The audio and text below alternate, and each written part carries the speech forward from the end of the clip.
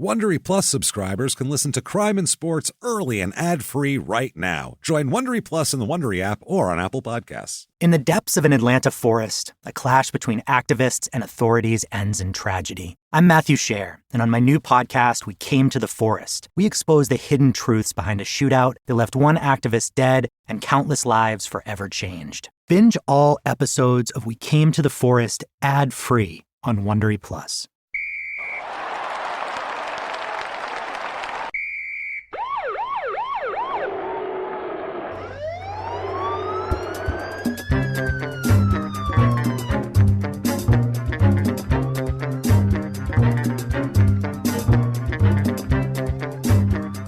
Hello, and welcome back to Crime and Sports. Yay! Jimmie, your yay is an understatement this week. I'm telling you, my friend. My name is James Pietragallo. I'm here with my co-host. I'm Jimmie Whisman. I'm so fucking pumped tonight. I am so excited. If you're a new listener, you've chosen the right week to join up because it is just wall-to-wall crime and stupidity. And it's a mountain of crazy, and we are going to take you to the top of it. Let me tell you something. Tippy top. The tippy top. The range of arrests, this guy.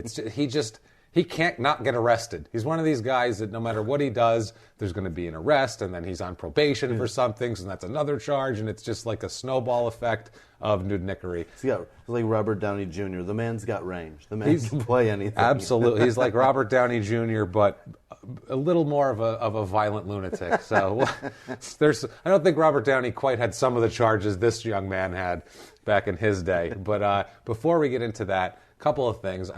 First of all, I hope everyone enjoyed last week's Brian Spencer episode. Yeah. Because I had no idea that guy existed. And now that I do, I'm a little frightened for the knowledge of it. But I miss him already. I do. I felt bad for him. It's been a week. I knew him for a day. I kind of felt bad. I knew him for 2 hours. He was one of the first guys that we've had where we're like, oh, good, he got acquitted. Yeah. We're like, that's great. Because we kind of have a theme going of people who didn't end up paying for whatever crime they were up for in the last couple episodes. Of Chris Adams, he got killed before his manslaughter case came. Yeah.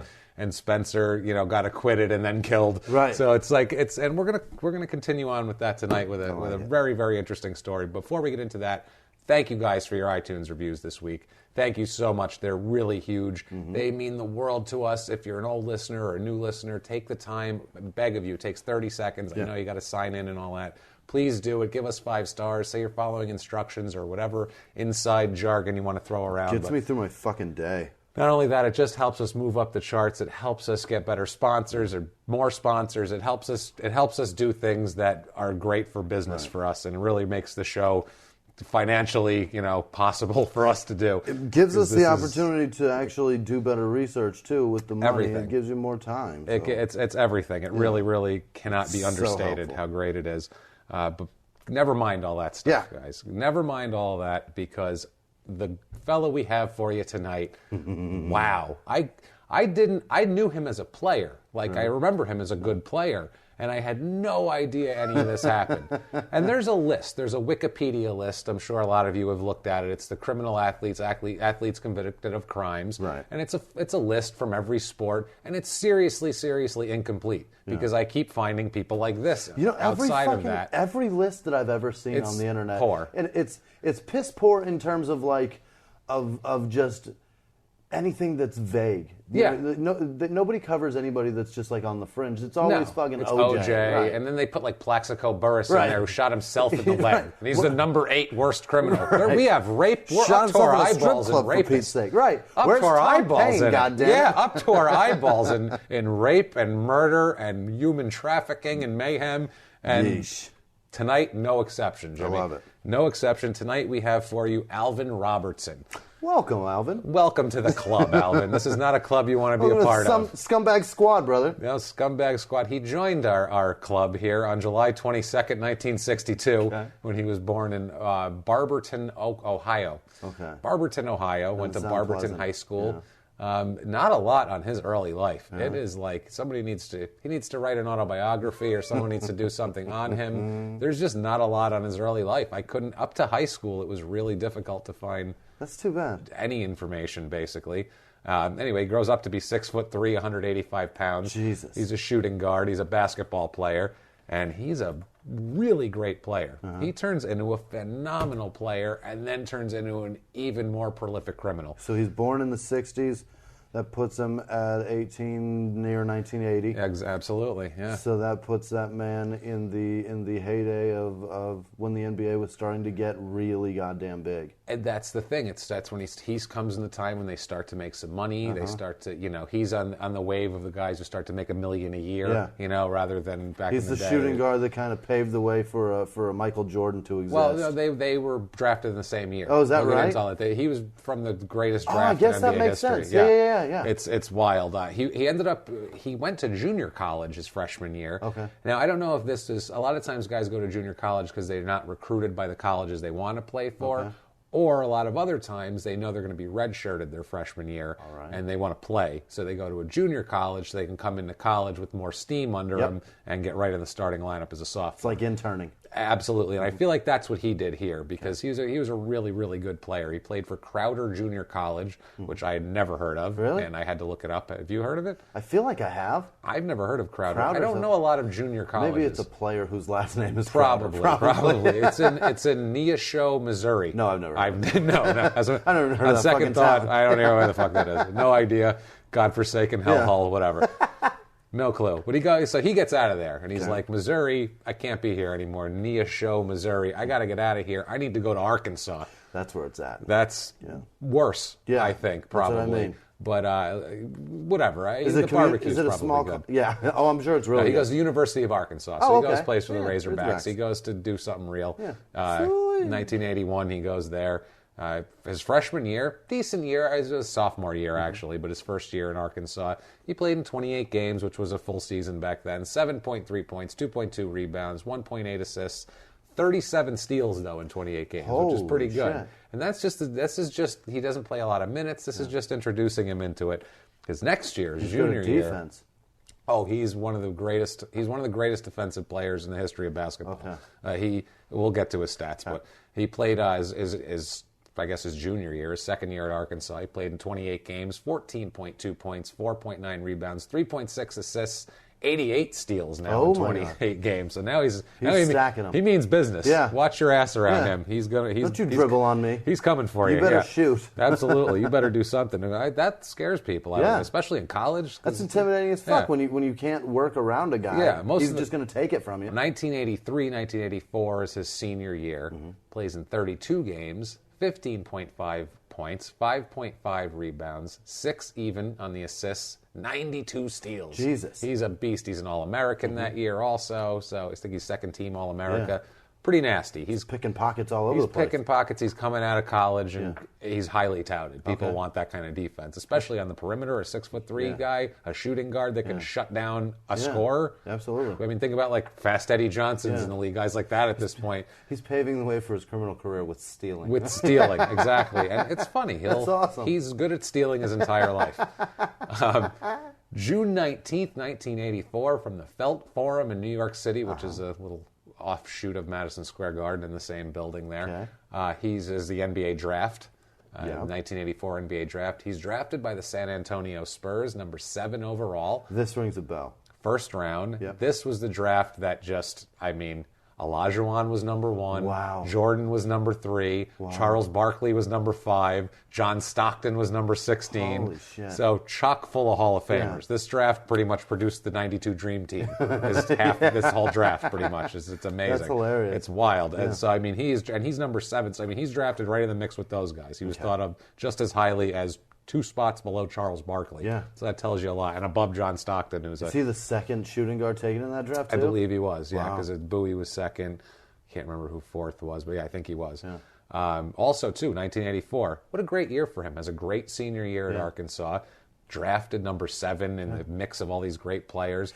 Drafted in a time when they get all those great players, but he's picked above a lot people, of them. that are amazing. That would really, now hindsight 2020. Yeah. It would stroke your ego now, but then it probably didn't. He didn't know. You don't know. You don't know that right. Jordan's going to be Jordan, Olajuwon's going to be Olajuwon. But I mean, still though, they were like, the handful of guys. They were like, you got Olajuwon, Jordan, Barkley, Bowie, and that Robertson guy. Yeah. He was in the mix. It's crazy. Now, in 1984, his year continues to get better. Yeah. In July, he goes and plays for the Olympic team.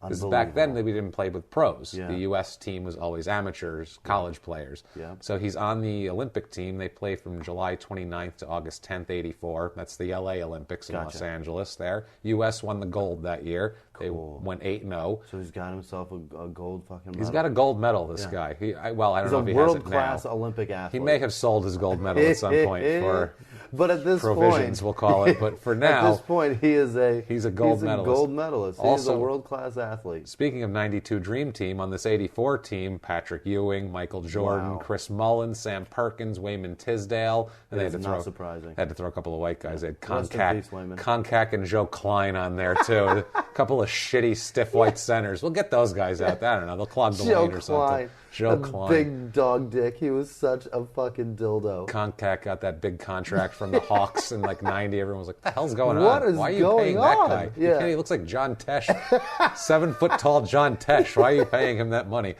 Now, Alvin in the Olympics, he had 7.8 points a game, 2.8 rebounds, 2.8 assists, and 2.1 steals per game. Led the team in steals. Yeah. He'll lead every team he's ever on in steals. Wow. Now, 84-85, he's a rookie with the Spurs.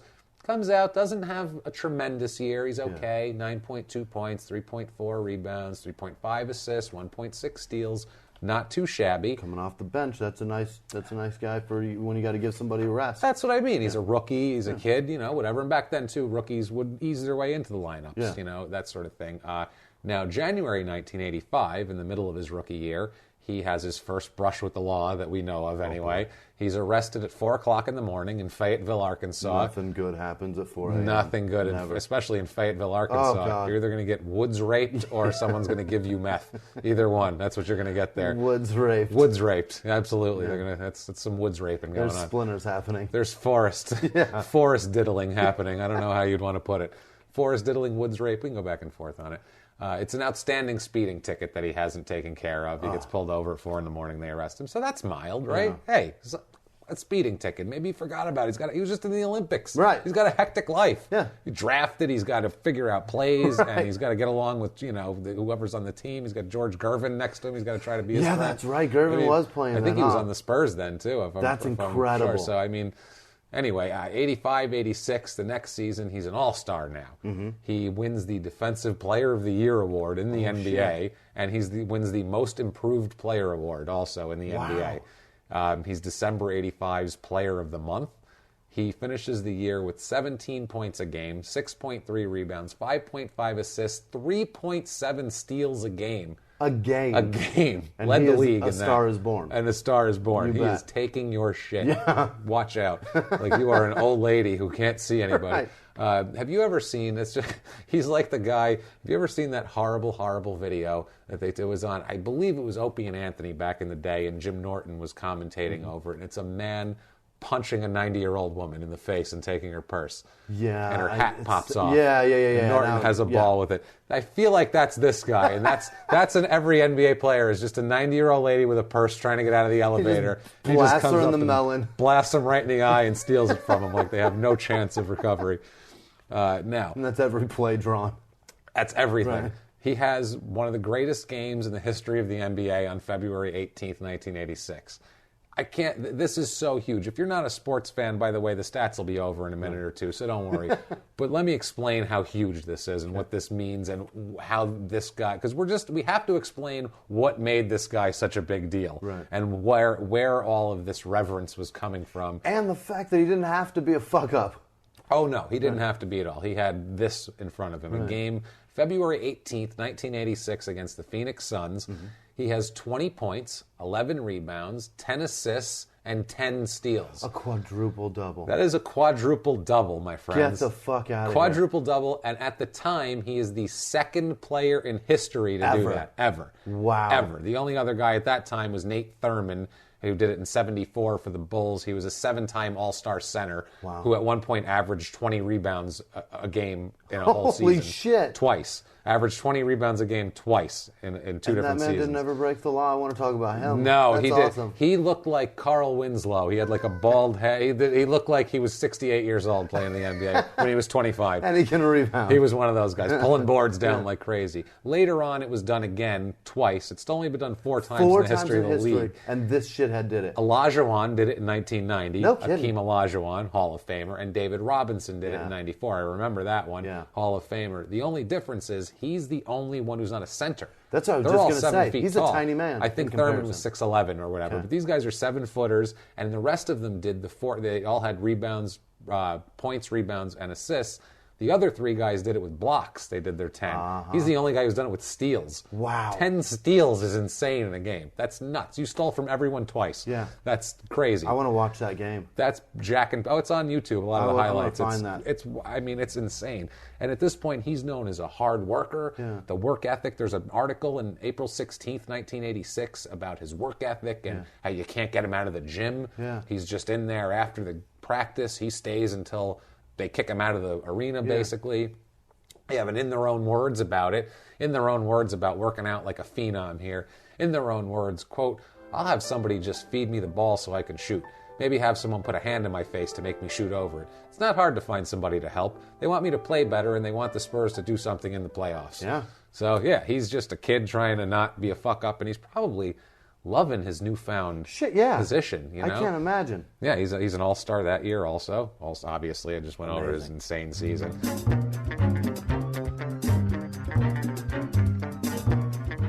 Behind the closed doors of government offices and military compounds, there are hidden stories and buried secrets from the darkest corners of history. From covert experiments pushing the boundaries of science to operations so secretive they were barely whispered about. Each week, on Redacted, Declassified Mysteries, we pull back the curtain on these hidden histories. 100% true and verifiable stories that expose the shadowy underbelly of power. Consider Operation Paperclip, where former Nazi scientists were brought to America after World War II, not as prisoners, but as assets to advance U.S. intelligence during the Cold War. These aren't just old conspiracy theories. They're thoroughly investigated accounts that reveal the uncomfortable truths still shaping our world today. The stories are real. The secrets are shocking. Follow Redacted, Declassified Mysteries on the Wondery app or wherever you get your podcasts. You can listen to Redacted early and ad-free right now on Wondery Plus. A few miles from the glass spires of Midtown Atlanta lies the South River Forest. In 2021 and 2022, the woods became a home to activists from all over the country who gathered to stop the nearby construction of a massive new police training facility, nicknamed Cop City. At approximately 9 o'clock this morning, as law enforcement was moving through various sectors of the property, an individual, without warning, shot a Georgia State Patrol trooper. This is We Came to the Forest, a story about resistance. The abolitionist mission isn't done until every prison is empty and shut down. Love and fellowship. It was probably the happiest I've ever been in my life. And the lengths we'll go to protect the things we hold closest to our hearts. Follow We Came to the Forest on the Wondery app or wherever you get your podcasts. You can binge all episodes of We Came to the Forest early and ad-free right now by joining Wondery Plus. Now back to the show.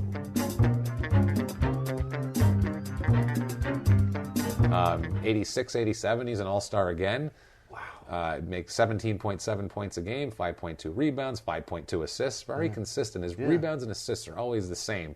And 3.2 steals again. Is he killing it with money right now, too? $425,000 he made that year. Okay. So, I mean, they're starting to tick up. I think he made $233 and $750. And you keep generating those kind of numbers, that paycheck is going to... You're going to get there, especially in the mid-'80s, because this was the Jordan era. This is when Jordan exploded, and the shoes, and there's commercials, and the Nike. McDonald's, it's and what insane. the fuck. This is when the NBA became... David Stern took over in '84 when he came in, changed the face of the league. It was a star-driven league.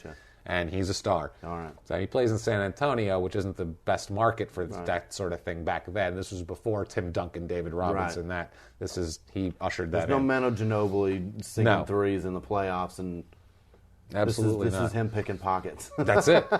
87-88, All-Star again. Wow. 19.6 points a game. Yeah, he's done it 4 times in a row. 4 in a row. 6.1 rebounds, 6.8 assists. That's an extra rebound and an extra assist and a half a game from the last season. It's going up. And 3.0 steals. So again, 3 steals a game. Jesus. That's ridiculous. Again, he has a little bit of a problem that year. Has a bad game. Not even a bad game. I think he had a good game, but it was February 14th, Valentine's Day, 1988. He has a chance to win the game or to tie the game in the closing seconds. Yes. There's 2 seconds left. All right. It's 133-131. They're playing the Lakers. They're down by 2. He sinks the first free throw. 133-131? That's no defense oh, there. My God. That's an all-star game score. He wasn't stealing anything that game. It's against the Lakers, too. So that's the Showtime Lakers. They're running, and the Spurs said, let's run with them. And they had a young team back then, so they just run if they wanted to run, I guess. But Robertson wasn't stealing shit from anyone in this game. So anyway, he comes to the line, 133-131. They're down. Sinks the first shot, 133-132. Misses the second shot. Absolutely. Misses it. Game over. They lose. And we have it in their own words on it. Most of his in their own words are 2 sentences tops. Awesome. This is the deal. I don't want to talk about it. And he leaves. So they've got a couple later on, like the beginning one there. But here's one that's a short one on this, on missing the shot. On the heartbreak. Quote, the main guys rise to the occasion. But tonight, I did not answer that bell. Hey, you know what? You're not lying, sir. He's taking responsibility. Yeah. That's a kid you want. He goes up and he says, you know what? The guy, you want to be the shit. You got to make those shots, and I wasn't the shit tonight. 4 years. I'd respect that. 4 years in a row in the All-Star game, and then all of a sudden I can't do this. I respect the shit out of his self-awareness. Yes. At that point. That's a mature thing to say. Yeah. The guys who are the shit do it, and I'm not the shit. I love self-awareness. It's so key in everything. It's the best. Yeah. As comedians, we appreciate self-awareness. Living in a sea of delusion that we are. Go to guys, do yourself a favor if you're not a comedian.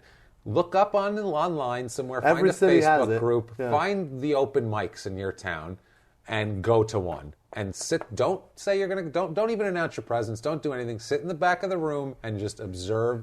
Not what's going on stage. No. That's going to be sad. Don't give a fuck about that. You might get one guy where you're like, he said something kind of funny. That guy's okay. He might be decent. The other 14 people there will be terrible. There'll be people that have been doing comedy for fucking 9 years and never been paid a cent, and they keep coming back for more, like gluttons for punishment. But boy, oh boy, do they think they're George Carlin. Oh, they're going to get off stage, and then they're going to wax fucking poetic to their buddy, who's also a loser, but he's only been doing it 6 years, so he looks up to the idiot who's been doing it 9 years, like he's something special. Some like, god of comedy. Please advise me, because your career is going so well. Tell me more about how you made that joke about your wife being fat. And then they'll make fun of the guy on stage who's just as terrible as all three. It's ridiculous. So do that. That's what we have, this sea of delusion here. July 3rd, 1988. As we were talking about the money going up. He's not happy with his contract. Of course not. He's got another year left and he wants to renegotiate. His last deal averages $600,000 a year. Okay. So he makes like $900,000 the last year and it evens it out. That's nice. That's not bad. He wants to make $1 million per year. Yeah. He wants a 4-year deal, $1 million a year. 4-time All-Star. And back then you want to say, I made $1 million a year. I make $1 million a year. Right. You know what I mean? So they were doing it, and on July 3rd, 1988, they broke off contract talks between him and the Spurs, and they're having a big to-do, and they're getting pissy with each other, basically. Yeah. And it's funny, too, in that situation. Like, he has to act pissed at the Spurs, and they have to be like, well, we don't need this guy, even though he's a huge cog in their team. So everyone has to be full of shit in that situation. Again, the delusion. That's like the comics afterwards going, good set. That's what they're doing to each other. Yeah, good set. Yeah, we don't need you. So, August 12th, 1988, I just thought this was a neat little thing here. He's part of an NBA All-Star team that plays an exhibition game against the 1988 U.S. Olympic team. The Soul team. It includes, this team is Michael Jordan, Isaiah Thomas, Karl Malone, Charles Barkley, Tom Chambers, Chris Mullin, Orlando Blackman, and my favorite, Benoit Benjamin. That's the team he was on? He was on the team that played them. I just love Benoit Benjamin because I have a cousin who, I don't know why this makes me laugh, but it does so much. He calls him Benoit Bunjamin all the time and says he'd be a great gay porn star. Benoit Bunjamin, because it's kind of what his name looks like. And I've been laughing about that for 15 years. So thank you, Benoit Bunjamin. Yeah. So 1988-89 season, he's with the Spurs still. Great year again, 17.3 points a game, 5.9 rebounds, 6.0 assists, 3.0 steals. He's consistent. Absolutely. High teens, about 6 and 6 on the boards and rebounds. Keeps that steals at 3 a game. And he will keep the opposing team shooting guard in check. You bet. And this is a guy like, when you get a Jordan, this is the guy you want. Guys like Jordan are starting to proliferate the league. There you go. Isaiah Thomas, Joe Dumars, guys who aren't on the Spurs. There's a lot of them going on around there. Magic Johnson. Wilkins is a little big for him, but yeah, he's a point guard though, so plus he's 6'9", I don't think you'd want him on. Johnson was a point guard? Yeah, he'd still rob Get out of here. Yes, he's a 6'8", 6'9" point guard. No, he didn't shoot that. He wasn't a great shooter. He distributor like a bastard. Oh, though. motherfucker. Run that floor. Anyway, he made $950,000 that year for the Spurs in his last year of his Almost deal. there. Almost there. So the Spurs... And that's his last year with the Spurs? That's last year, that contract with the Spurs. So you think they would re-sign him. His stats are great. So, He's an all-star every year. This is fantastic. May 28th, 1989, which is like the day the season ends if you're not in the playoffs, traded by the Spurs. With Greg Cadillac Anderson, who has one of the best names ever. Greg Cadillac Anderson. That sounds just sounds like a dude that can shoot from the corner, doesn't it? Hey, so Cadillac smooth. from the corner. I like it. And a second-round pick. They trade him to the Milwaukee Bucks. Oh, no. Have fun in Milwaukee, That's asshole. a lot. Jesus. Sorry, Wisconsin, but fucking A. Good. Milwaukee is depressing. The Bucks have always been terrible. And the most They're interesting no fun to watch. thing that ever happened there was Jeffrey Dahmer. Yeah. So that tells you a lot of what's going on in Milwaukee. All his dicks in his fridge. They trade him for Terry Cummings and a second-round pick. Oh, Terry Cummings was the ugliest man in the NBA. He was depressed about this trade, too. Cummings was like, man, this was the best group of guys, and I just got started in church up there. And now they're kicking me out. Like, he was so disappointed. He looked like a circumcised dick with eyes. He was so creepy looking. Yeah. He had just a bulbous head. A bulbous... It's so weird to say that. It's true. He had this, big bubble head. It had too much skin on it. Yeah, there was so much skin. It was too much skin. And there was no hair. He shaved it all the way down. He should have grown hair. Yeah, just grow the flat top and run with it, man. Because his eyes were like big bug. Yeah. He looked like a dick with too many holes. You're right. He did, yeah. Sorry. Looks like a dick that leaks all over the place when you try to go. Now, Alvin wasn't happy about this trade either. He was not thrilled about it. I can't imagine. In their own words on this, he says, quote, Milwaukee is always in the race, but the Spurs are a team on the rise, and I wanted to be a part of it. He's saying that after he got traded, so now he's got to go in the locker room, and they're like, hey, you don't want to be here, huh? Welcome to the team, Dick. Going to be on the Spurs, they're all on the rise, eh? Well, they all know it, too. They're in Milwaukee. We're about to draft Todd Day. He was fun. Got Glenn Robinson coming in about 6 years. That'll be something interesting for you. Todd Day's coming around in 92. It's coming, man. It's coming.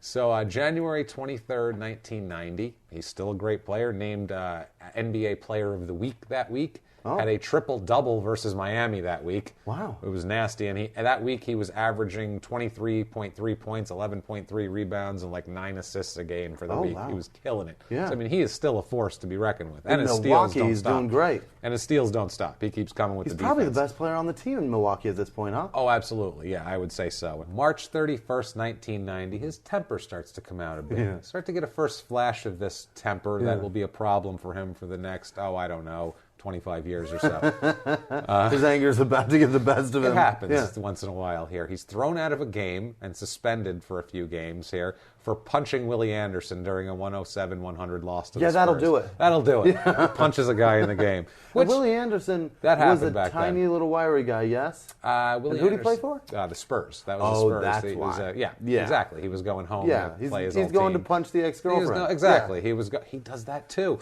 Jimmie, you know that. Have you met this man before? I want to now. I know. I can read him like a book. I don't think you want to meet him, though. Now, that's essentially, he just went to her house and just was pissed off. Yeah, that's and started pretty much just what throwing happened. shit and kicked the dog. He went down there and he was like... And they threw him out of the game for it. Jimmie, you are a prescient motherfucker. Wait till we get into this a little further. Get the fuck out of here. So, I love it. Now, this is the first incident, March 31st, 1990, that's in the game, on the court. And now off the court, August 13th, 1990, he's arrested for domestic assault on his wife also. Right around the corner? Right around the corner. That's right after the season. On his actual wife that he's with. Actual wife that he's beating with. her now. That's the off season, yeah. Wow. So something has switched. Going to Milwaukee, I don't know what happened in Milwaukee. What are you guys doing in Milwaukee? Whatever you're doing there causes violence, apparently. So we'll see. I don't know if you too much beer, the cheese, and the basketball team isn't as beloved as their Brewers and the Packers. Right. That's so like the Brewers and the Packers fairly well stay out of trouble, minus the fucking steroid guys with the Brewers,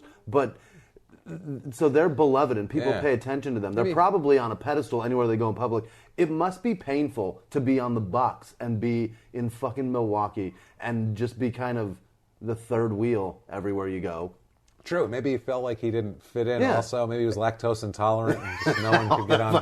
No one could get on board with him and shit. He was just like, "Guys, love me." And they're like, "Sorry, you gotta have some." Only if you have first. Some brie. Yeah. Fuck, I can't eat that. God damn it! You have no idea what it does to me. Hilarious. So from this incident here, the August incident, he. Right before the season, he's sentenced to 30 days in jail for the domestic assault. I don't think he does the whole 30. I think he does, whatever. So it's his first run in. Hey, buddy, watch out. Don't hit your wife, that sort of thing. Now, 90-91 season on the court, pretty damn good for the Bucks. He's an all-star again. Great. 13.6 points a game, 5.7 rebounds, 5.5 assists, 3 steals a game, 3.0 again. He rebounded. Oh, sorry. He rebounded nicely. You fucking son of a bitch. You're going to get one in every time on me, you bastard. Okay, that's fine. That's fine. You son of a bitch. I'm going to deal with it. I'm going to so he brushed off the domestic violence. Brushed that off. Did his time, came back in. He's fine. And he's an all-star. And he's on he's been on the all-defensive team every year since he's been in the league. He's the original Dennis Rodman. This is his last. It's funny too because he compares himself to that later in a favorable light. This is his last year on the all-defensive team. Yeah. But in the middle of this year, on January 3rd, 1991, right in the middle of an all-star season, Alvin signs with the Bucks to an 8-year.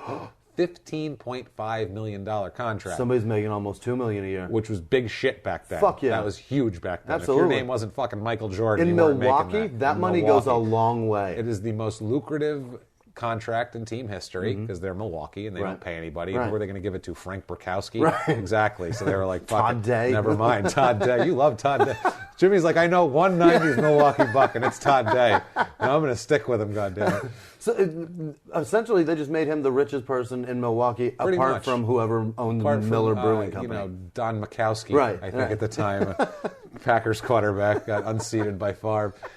So, but he continues to have problems during the season. He signed on the 3rd of January. January 30th, 1991, he is sued by 2 employees of a San Antonio nightclub who claim in a lawsuit that Robertson beat them pretty good on September 27th, 1990. Okay. This is a year later, 6 months later, 4 months later, and they're saying that... Probably the same visit when he smacked the shit out of Willie Anderson. That's what I mean. This is... So, I mean, he's got Willie... No, that was in March. So he's got Willie he's fighting, and then he's beating up his wife, going to jail, and he's going out.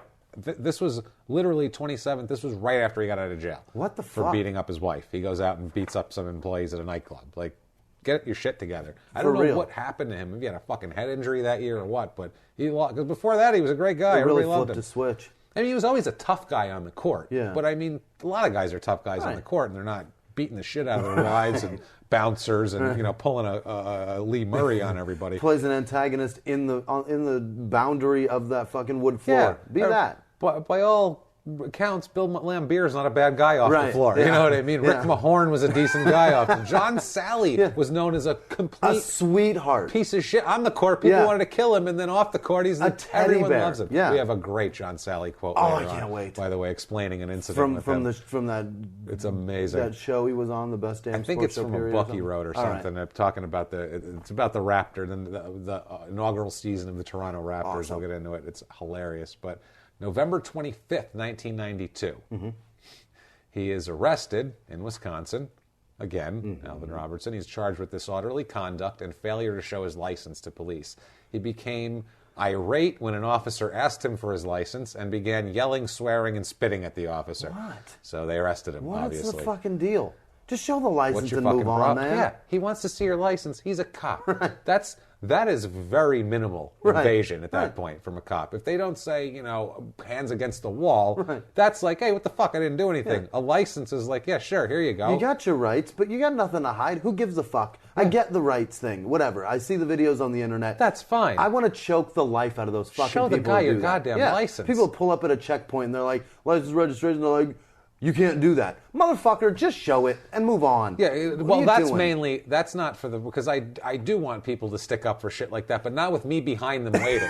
That's the thing. I got shit to do. Yes, justice is wonderful, but also got to be somewhere in 10. Let's fucking move it. It's 3 a.m., motherfucker. Justice is slow. Fucking adherence is quick and brisk. Let's move. Yeah. Go through, you asshole. You're not going to jail. Just show him your license and go. So after this incident, all these things building up, February 25th, 1993, he's traded by the Bucks, who just signed him to this huge deal. What? They trade him to the Detroit Pistons, who he fits on the Pistons, who are the Raiders of basketball. Traded for Orlando Woolridge, too, who's a pretty damn good player. In his day. Now we have a funny incident when he's on the... So were the Bucks just fed up with his shit? I don't know if they were fed up with his shit or they signed him to that deal and then they were like, he's kind of fucking crazy. Yeah. He's gotten to jail for hitting his wife. He's got a lawsuit. He's doing this. He's getting arrested over here. Now he's spitting on cops? I think maybe they were like, I don't know if he's a good $15 million investment. Let's see if we can kind of... Because he was still good enough to where you could ship him off to somebody else and they'd be excited about him, you know? Because he was an all-star 2 years ago. But understand that they have to fucking pony up that $15 million. Yeah, or if you get rid of him, then it's off your hands. Right. Now it's on whoever you gave it to. That's what I mean. You give him to Detroit, then Detroit's got to pay that $15. It doesn't really matter. Wash your hands of him. Back to Frank Burkowski making $300K and not causing any problems. Todd Day having a fine time. So April 3rd, 1993... he gets into it with Shaquille O'Neal. He's just harassing Shaquille O'Neal, which he's 6'3", $185, and Shaq is... Not smart. Not smart. No. Shaq calls off and decks him. Doesn't do shit to him. Really? He's a tough son of a bitch, Alvin. He doesn't budge. How come I don't know this? Oh, he punched him. What year was this? Hit him with a left hook, April 3rd, 1993. Or I think it was, March 31st, 1993. That's unbelievable. Yeah. Shaq blasted him and it didn't move him. I mean, he moved, but he didn't knock him out or anything. He was like, all right. I mean, Shaq called off and popped him one. And I guess he was just getting tired of getting fouled like crazy all the time. Shaq's fined $10,000 and gets a one-game suspension from that. And Shaq goes and rubs icy hot on something. Absolutely. Now, the Pistons are going to regret this trade right about now. Come November 5th, 1993, they even have to go, all right, we like crazy guys. Right. We drafted Rodman, we had Lambeer, Sally, Mahorn, we had all these crazy guys. Right. This is over the edge. You're picking a fight with the biggest man in the league. To me, it's one of those things. What was it, Crotoru there, Johnny K9, who said, people call me a bully, I'm not a bully, I pick on everybody. It was Lee Murray that said that. Yeah. I pick on everybody. That's kind of like what this guy is, because because trying to get Shaq to hit him is on purpose. They're trying to get Shaq pissed off. He was a kid, and they were like, get him thrown out of the fucking game. Then we don't have him in the middle to guard. Right. So we can shoot easier. This, he has a different approach for it. He is suspended indefinitely by the Pistons. Oh, my God. Also fined $28,000 for every game that he's suspended for, because it's 1/82nd of his contract. It's a game check. Because in the middle of a practice, Alvin attacks the team's director of player personnel, Billy McKinney. What? You can't attack the office people. That's your boss, you can't do, or at least you can't attack office people. Right, that guy's like a 48-year-old white guy in a polo shirt. He doesn't have a jump shot. No, what are you doing? He's not an athlete. You can't attack this guy. It's said that Alvin went over and tackled him and pinned him on a press table and was, roughing him up and choking him. And the whole team had to come over and pull him off. And, he ends up, the coaches break it up, and he ends up getting escorted off the court by Olden Polynice. Awesome. Who's a guy who you would let escort you anywhere. If he said, come on, we're going over here, you'd be like, okay. Yes, sir. Yes, sir. You bet. That's a scary man. Yeah. McKinney, the player personnel guy, said, quote, we had a disagreement and we're going to resolve it privately. That's all I'm going to say. He's not dealing with it. Polynice used to wear that mask, too. For when he had, when he had the face injuries. And that was even more menacing. His face was scary enough. You couldn't even punch him at that point. And then he puts that like bank robbery clear mask on his face, and you're like, I don't want to be anywhere near that man. Lambeer just looked like a goofball. He didn't look scary. Guy, no. Now, a rep for Alvin, someone associated with Alvin, said that McKinney treated him, quote, like a little kid, like Dennis Rodman, unquote. This was 93, so Rodman wasn't even Rodman really yet, but still, he was still crazy, and they had to treat him. He was doing that snow cone hair then, though, wasn't he? He was starting to get a little wacky, but he wasn't getting he wasn't wearing a fucking wedding dress yet or anything like that. Right. He wasn't banging Carmen Electra yet. No. That's when he got real fucking weird. And Madonna. He started banging pop stars. That'll make your mind into mush. You know what I mean? It's like in Goodfellas when Ray Liotta comes to the door, Robert De Niro's door with the silencers, and he's like, I can't use any. He's like, quit with those fucking drugs and turn your mind into mush. I think that's what's going on here. Pop stars are doing that. Pop stars, quit with that fucking Madonna. Just turn your mind into mush. The fucking Carmen Electra. What's wrong with you? You got to picture that with a cigarette in the mouth. There. Turn your mind into mush. I love Robert De Niro in his bathrobe there trying out silencers. Get the fuck out of here. So November 9th, now this happened November 5th. He attacks Billy McKinney. November 19th, 2 weeks later. What the fuck? 14 days go by and he's got to get in trouble again. He is shit canned from the Pistons. They trade him. They're like, we don't need this lunatic around. That did not take long. No. That's just long enough to find a trade and work it out, basically. That's like 7 games later and he's gone. Yeah, he's traded with a second round pick for 2 complete schlubs, Marcus Liberty and Mark Macon. Oh, no. Nobody's. And Mark Macon changed his name, didn't he, later? Is he the one that became a Muslim? And no, that's Abdul Rauf you're thinking of. Mahmoud Abdul Rauf. You're right. Yeah. They looked similar. They both played for the Nuggets. Macon was like a bench guy, and Liberty played like 5 years, bench guy. These were schlubs, Macon basically. Could shoot threes, though. These were schlubs. Yeah, and he's now being traded for bums rather than Terry Cummings, who's actually a decent player. A penis with ears, yes, but a decent player. A starter, exactly. And he's injured at this point, too. For the 93 season, they trade an injured guy. He's got a back injury. This is the beginning of the 93-94 season, and he's hurt. He continues to be hurt until January 5th, 1994, the team announces that Alvin's back injury will keep him out for the rest of the season. Oh, no. So he's going to miss the whole season. They just traded for this guy. He's going to miss the whole goddamn season. Oh, no. So that's kind of a mess. And he went where to now? He was traded from the Pistons to Denver. Okay. Denver Nuggets. Yeah. He's injured, doesn't play that whole time, and then October 3rd, 1994, he's waived by the Nuggets. Never played for him. They just had him, and they were like, we don't need him anymore. They put him on the waiver wire. Hope somebody picks him up. Now, this is October 3rd, 1994, so that time goes by, and he's injured for the 94-95 season. And June 26, 1995, I think he's feeling healthier at this point, because what he does to me is the actions of a man who's feeling physically good about himself. Yeah. His back wasn't a little achy. Right. He was like, sciatica's feeling good. I think I'm going to get out there and go see my ex-girlfriend here. Oh, no. The axe is going to catch his wrath now. So is he out of the NBA at this point? They have him on waiver wire? Injured. Okay. He's injured. He's under contract, okay. So someone's paying him. He arrives at the home of his they were on the Rock's girlfriend, Sharon Rayford. On again, off again. On again, off again. She is at home in an apartment with her 8-year-old daughter. Okay. He calls her on the phone. They get in some kind of altercation. She hangs up on him. She won't answer the phone again. Oh, you bitch. So that's his reaction, unfortunately. Just answer the fucking phone. Well, she might wish she answered the phone because, Jesus, this fucking lunatic. From not answering a phone, you'd think he'd just go, fuck that, and go have a beer or something. Yeah. Relax, calm down, smoke a joint. I can't do that. Do some this. I can't do that. Would you do this, though? Okay. He goes over there to the apartment, bangs on the door, won't let him in, so he kicks the goddamn apartment door. I think that's where it ends for you. Yeah. You might go over there and call from your cell phone in the parking lot, and if they still don't answer, you're going to drive away angrily. Or I might go up to the door and knock with the phone ringing and be like, I'm outside the door. Yeah. I hear your fucking phone ringing. Answer it. And if she still doesn't answer, I'm leaving. That's where I leave. Well, he kicked the door off the hinges. That's a man with a strong back at that point, I feel like.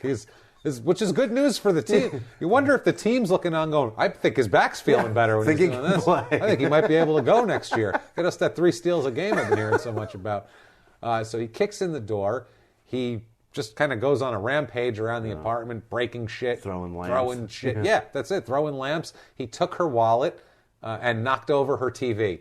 Which back then, a TV, guys, wasn't like a thin thing where you'd knock it over. This was like a big TV where if you pushed it over, it would it would break. It took you had to lift with your back. Oh, yeah. Like your lower back. And you needed a friend for these fucking TVs. You had to get that thing over, you had to put some now weight you can into get a 47-incher, just put it right under your arm and carry it like it's a, like you it's can a sack knock of one potatoes. off the wall with a shoulder now. Yeah, by accident. Back then, you had to really put some effort. Your back had to be in great shape to knock a TV over back then. You can knock a TV over now going to the bathroom in the middle of the night. Absolutely. Back then, back had to be feeling Absolutely. good. Had to be ready for NBA action. You bet. So then he leaves for a little while, then comes back and starts a fire in her living room. He comes back and starts trying to set her living room on fire. That drive down the road, Yeah. he's like, that bitch, I fucking should have done this, I should have done this, I should have lit that motherfucker. That's a good idea. You know what? I do have some newspaper in the back seat because then he went You back turd. and lit newspaper to try to set her fucking apartment on fire. Idiot. That doesn't That's work. awesome. He's obviously arrested for this because he's a goddamn lunatic. You know that argument you have in your head where you're playing the argument Yeah. over Oh, back yeah. and you're like, I should have called her this, I should have said that, I should have lit that shit on I should fire. have burned that motherfucker to the ground. He's like, I can still turn around. It's not too late. And the funny part is, I don't think she called the cops until then. Really?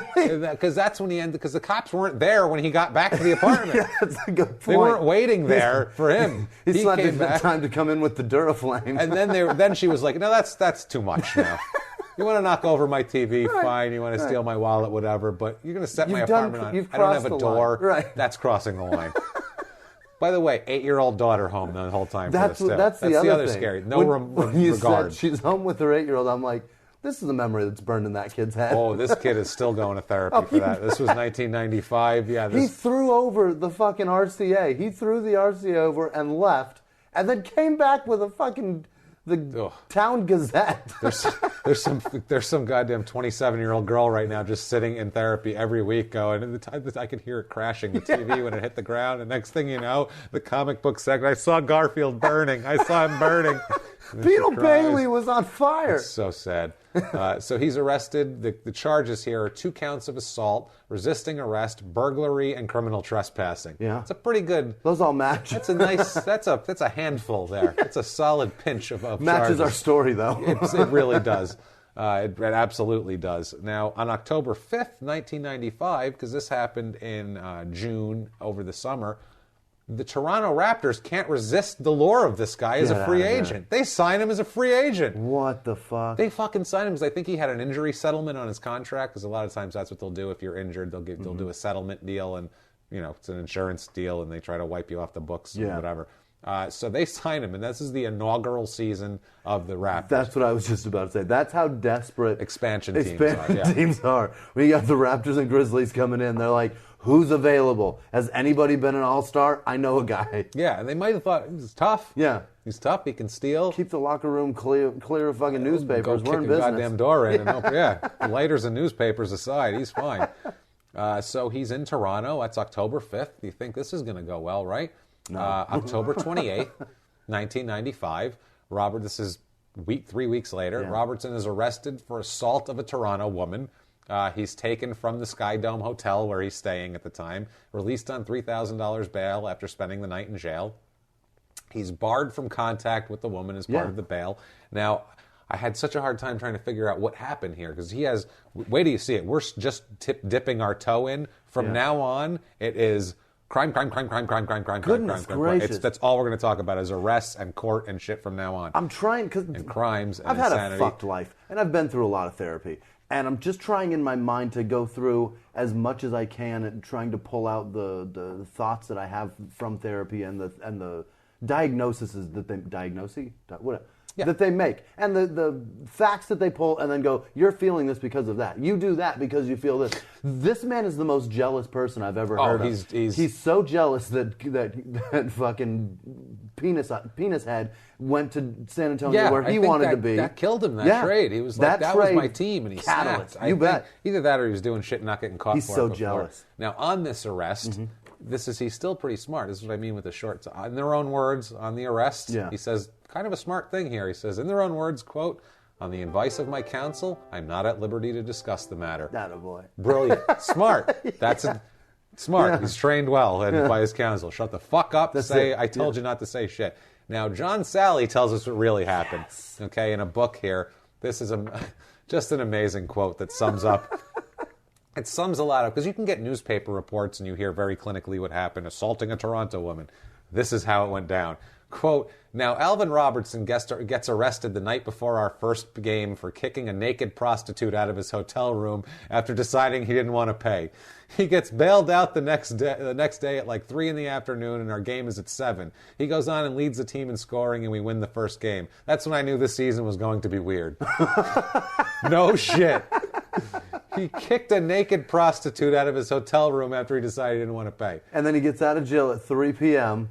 And then goes and plays. Now, after sleeping all day on a piece of concrete, cold concrete cell. The only thing here, though, this might have been an exhibition game he's talking about. I think he's got his timelines mixed up, because the opening day of the Raptor... Jesus, I was looking up... This is what I mean. When I look up something like this, now I have to look up that game, and I have to look up the thing, and I have to fact-check corroborate the story. So this was an hour finding out about this stupid thing here. Basically, the game actually took place like a week later, the first game of the season, and Alvin Robertson did lead the team, and he did have 30 points. They did win the game, but it was a week after. It was like it was like the 5th of October or whatever, the 5th of November, and as opposed to October. Maybe 28th. He spent a week in jail. So maybe he did. That's the thing. There might have been an exhibition game or something. He came out, and then they put them together. Who the hell knows? One way or another, there's a week there that doesn't add up. Yeah, he's got some weeks where they don't add up a lot coming up here. This is the final time we're going to get into stats here. 95-96, his last season. Still 9.3 points a game, 4.4 rebounds, 4.2 assists, 2.2 steals even. Kept those going till the end. Bad back, legal troubles, 10 years older. He can still take the goddamn shit from you. He'll still take it from you.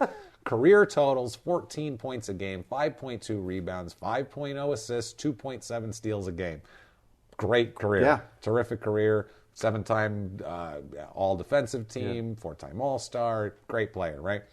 He has the most steals per game in the history of the NBA. Wow. As a career. That's impressive. That's really great. And I remember in 1989 or 1990, he had passed Magic Johnson at that point for second all-time in steals at that moment, which was insane. I mean, that was at the time. Insanity. And I think John Stockton holds the record now. Magic ended up getting But at the time, he was the guy. Yeah, he was the guy.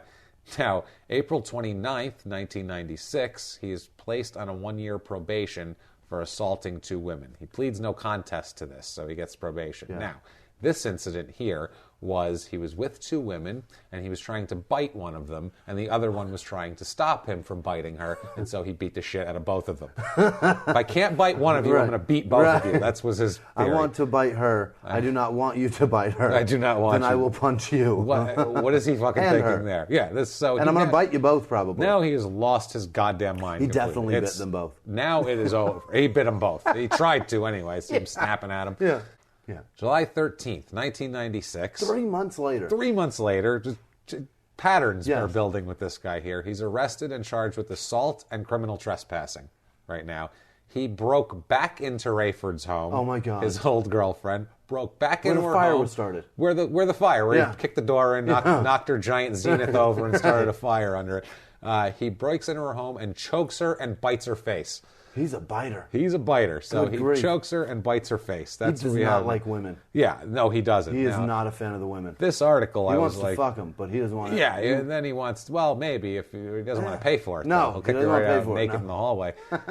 So, I mean, this article is from July 13th, 1996, and I found it super interesting. But the other thing I found really interesting was a really great ad for Bucky Dent's baseball school in Delray Beach, Florida. Bucky's got a school in Florida? Bucky had a baseball school in Delray Beach, Florida. In 1994. In 1996. So I don't know if it's still going on. Yeah. If it is, they're touting special summer live-in rates. That's what they're touting. Wow. To go stay. It says the weeks are filling up fast. Free transportation and available in certain areas. The big thing is, quote, don't miss what's coming this summer. That sounds gross. I don't want to know what the hell it is. That's a terrible slogan. That's kind of cool that they put that in there. I'm hoping that something horrible happens with Alvin this summer. You think maybe they will? What do you think? What do you guys think? Let's make bets now on what do you think's going to happen. We're talking about July. What do you think? He's good now? He's going to clean it up? Absolutely. He had to bite a couple of women, get it out of his system. That's how it works. And now, once you bite a couple of women, you beat a few people up, That's when you coast into retirement from exactly. the NBA. He's just going to he's going to take a nice job. He's going to be like one of those security guards that falls asleep reading in the middle of the night. That one of those guys. Does a lot of those pods that you float in for therapy for his back. Yeah, he likes that. Yeah, it's like he goes to a coffee shop at like 4 a.m. and plays Scrabble with the guys. Lots of lower back sports massages. Yeah, he's just very old man type of saunas. Very comfortable. Saunas, plays golf. So this was July 13th. Or the incident. exact opposite. The exact opposite. July 13th, it was that other incident, the choking and biting. Yep. And July 24th, you betcha, he's released by the Toronto Raptors. They go, sayonara, asshole. No thank you anymore. This is what's coming. August 19th, 1996, he posts, this is right after he's arrested again, posts a $2,500 bond. He's released from jail. He is charged with, this is after another arrest, he's charged with criminal mischief in connection with vandalizing his ex-girlfriend's car, Sharon Rayford. That again, poor girl. He's awaiting sentencing in the burglary case for the first time when he went over and kicked the door off and set shit on fire. Then he went back and vandalized her car also. He is an angry... He's like a big 6'3" Carrie Underwood. Raging emotionally unstable. Very emotionally unstable. Carving shit into the side of her car. Now, August 20th, this is the next goddamn day. He's released on bail from that incident, $2,500 bond. Now, August 20th, he's arrested again. What the fuck? Again, held in jail until the Monday hearing. He's charged with criminal mischief again for that's what he's the original charge here. Right. By the way, it was a 1994 BMW that he tore apart, her car, which was like a 2-year-old Beamer, which kind of sucks for her. And this was 1 week after the restraining order expired. Oh. So he went over there, choked her, bit her, did all this shit, had a restraining order. He is just keeping an eye on the clock. He had X's on his calendar, and he's like, "Oh, I got to go over and fuck that bitch's car up." That shit was a week ago. Yeah. I'm good. I got to go. Man, I'm good now. I got to get this bitch's car. Shit. Where's my newspaper? Wonder if they're flammable. Are BMWs flammable? Anybody know? Oh, my goodness. So, August 27th, 1996, he's being held till this hearing. A San Antonio judge orders Alvin held without bail until sentencing on the burglary charge. Yeah, he's a fucking menace. He's a fucking menace to society. And he can't stay away from Sharon. No, he can't stay away from anybody. No. He's Sharon and then more people, too. So here's the burglary trial, October 17th, 1996. The defense rests without calling a witness in the trial. Wow. Why not plead if you're going to just not have a defense, basically? He had no defense. Let the prosecution just tell their story and then we rest, sir. He had no defense. What are you talking about? They had a lady and their little girl saying he came in and tore the place up and tried to set it on fire, and they had him going, "No, I didn't." Right. That's not enough. We rest. We rest. So jury begins deliberations. Next day, the 18th, jury comes back, obviously, in the burglary case. They find Alvin guilty. Obviously, there's no fucking defense mounted. Clearly, he's I'm guilty. on board. Now, they recommend for him 10 years probation and a $10,000 fine. $10,000 fine. That's still pretty steep. That's the jury's recommendation. 10 years probation, though, no jail. Still pretty steep. It's still pretty steep. This is in terms of fucking up your life. Oh, in terms of fucking up your life, 10 years probation is a big deal. That's a long time. That's a long time. Sentencing is set for November 4th. So November 4th, 1996 is the sentencing.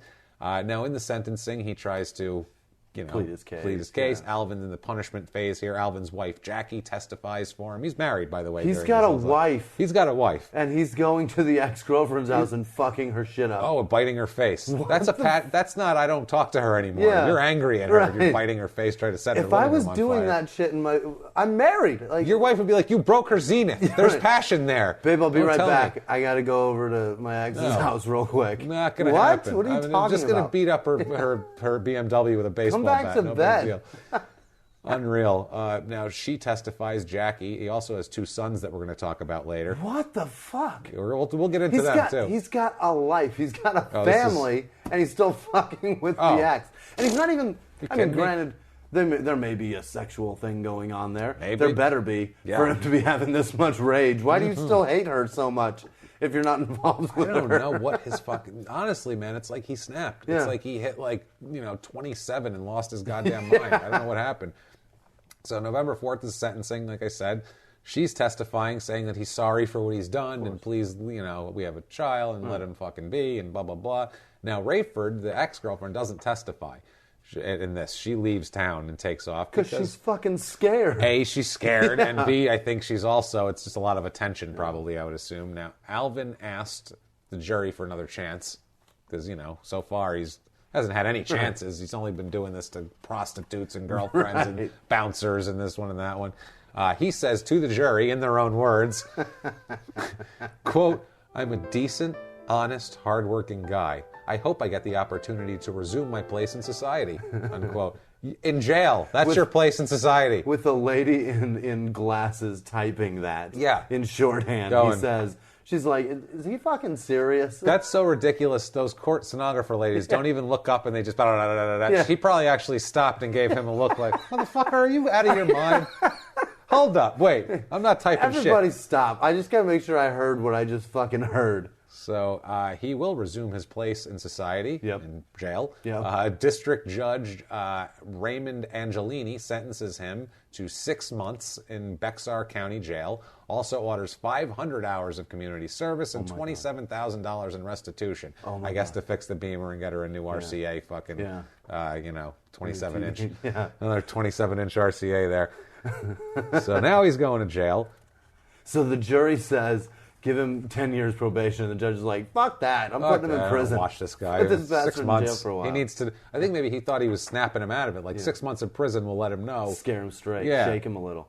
You think it will, Jimmy? No, I think that just fucking made him angry. Everybody out there, crime and sports movement. Right now, wherever you are, you're on a treadmill, you're sitting in your cubicle, you're in a fucking, in your car, whatever you're fucking doing right now, washing dishes. You think this is good now? How long are we into this episode? What are we, we're about an hour into this thing? You think it's over? You think that's the end of his crime spree? 6 months in jail. That'll sober you. It's been amateur hour so far, my friend, because this is going hardcore here. His attorney, Eddie Garcia, says that he has filed notice that they will appeal the ruling and try to get Alvin released on bond, pending the appeal, because that's what he needs is to be out of jail more. Was there probation involved in that sentence too, or is it just 6 months? He's on constant probation now because he's on probation from something else. Remember, he's on 1 year probation from the other thing. It's all tying into each other. It's disturbing. Wait till you hear at one point he's got like 7 things going on. That's nuts. So bad. Also, his attorney says that Alvin hopes to catch on with another NBA team this year. No, don't think so. He'll be in jail for 6 months. Man. Absolutely. Now, when he gets out of jail here, he tries to play with the Florida Beach Dogs of the Continental Basketball Association that also took such stalwarts as Jason Williams, who shot the guy in the face, and I think Sly. Death in the Family, Williams there. I think he played for them too. Death in the Family. So, if you're an NBA fuck up, you can go play. You can kill a guy, go play in the CBA. They'll be like, hey, Florida Beach Dogs need a forward. Go ahead. So he's out of jail by August 18th, 1997. Yep. And he pleads. Now he's got to deal with the car thing, the Beamer thing. Damn it. That's a separate case. Damn it. That's not in one thing. Yeah, because that's a different event entirely. Entirely. So August 18th, 1997, he ends up having to plead no contest to misdemeanor charges with the vandalization. He is given $1,500 fine, 5 years probation for the criminal mischief, 10 years probation for the burglary thing, because on top of that, and then given a 1 year jail sentence. Oh my God! You, sir, may fuck off. Finally, no doubt. finally, something. They locked him up for something. Something. He did 6 months. Now he's doing a year in '97. He starts. And what state is this? This is Texas. Okay, and so in Texas, you get a year. You're going to actual prison. You're not going to a jail. Yeah. Now he's got a lot of time served too going on because he's sitting there awaiting things and he's held without bail because he's crazy. So there's all sorts of shit mixed into this. So he goes to jail, does that. He's quiet for a while. He goes like 2 years, kind of under the radar after he does, I think, 9 months here, gets out 98, and then he's okay for like a year and a half. Really? And then January 31st, 2001, his head pops out of the sand. Yeah. Here he is, and he gets right back into it. Arrested for driving without a license. Why have a driver's license? Just drive around. Now, July 30th, 2001, 6 months later. Do you think they took it from him? He probably doesn't have one, I would think, because he had other driving charges here and there, like things that he didn't pay tickets, he didn't do shit. Plus, he went to prison, so if he had anything pending, he'd probably just let it go. Yeah. I can't imagine he's very responsible when he gets out of prison. He's like, I'm going to clear up all that traffic. First thing, no, I don't want to. No, you keep your girls to yourself and drugs and alcohol. I need to get to the DMV. Right. They close at 5 still because I got to get down there and get my address updated. Anything changed in a year and a half? Got to get things updated, man. So he is ordered on July 30th, 2001, ordered into intensive residential drug treatment program after violating probation by testing positive for cocaine. Drugs get into the picture now. He likes his uppers and stimulants, and now he's violent and on cocaine. This is a good combination. Cocaine spoke to him too. Surprise. This is right up our alley. My friend Jack Preston in Ohio gets really upset when I run down cocaine, which makes me scared about the person that I'm friends with. But what the fuck? Unless he does this, I don't care. But if he's doing the shit that we've covered, in all of our experience with cocaine, just based on these people, if we were aliens dropped down from a planet and just all we've done is crime and sports on the planet Earth, we know nothing else, we'd be like, cocaine's horrible. It's a terrible It'll thing. make you rape people. Yeah. Holy shit. And he's biting faces without any stimulants from, I mean... Yeah, he was doing cocaine. Yeah, you probably he was. Yeah, he's had a pretty good cocaine habit going here for a while. a while. Yeah. Now, 2001, a former girlfriend, we don't know who, but a former girlfriend accuses him of sexual assault and rape in November of 2001. Yep. Now, he claimed that she was trying to get even with him after he was, I don't know what the hell this means, but, quote, disrespectful of her during a sexual encounter that was consensual. Disrespectful of her during a consensual sexual encounter? Who gets in a fight in the middle of fucking? Right. That's the weirdest thing I've ever heard in my life. She What did he do to her? Did he was disrespectful or she was? He was. So she got mad that he was disrespectful. Disrespectful. He spit on her. Did he choke her? What the fuck is he doing? Yeah. That's... Put your hand over that. Watch where you're aiming. I don't know. It was consensual, but the disrespecting her made her want to file a rape charge. I don't know if I'm buying that. Judge said about this, the judge in the case said, quote, the problem, Mr. Robertson, is that it's never your fault. Everybody has bent over backwards to keep you out of prison. Yeah. And prostitutes bend over, lots of them bend over forwards. Absolutely. Yeah. And Alvin, of this incident, in their own words in court, said, quote, I absolutely did not rape anybody. I never committed sexual assault. I'm screaming in the wilderness, is what he says. And the judge says, you, sir, may fuck off. You are sentenced to 3 years in prison after the probation violation. It's all for the rape accusation. Basically, it's not even for rape. It's for probation violation. Because the girlfriend later recants part of the story, making it like they can't convict him on rape, but they're like, it doesn't matter because you admitted during it that you were drinking and doing drugs and you were on probation. Whoops. So it doesn't fucking matter. They just answered the age-old question, if a man screams in the woods, does anyone hear it? Nope. Nope. No, they do send him to prison, though. That they do. That they do.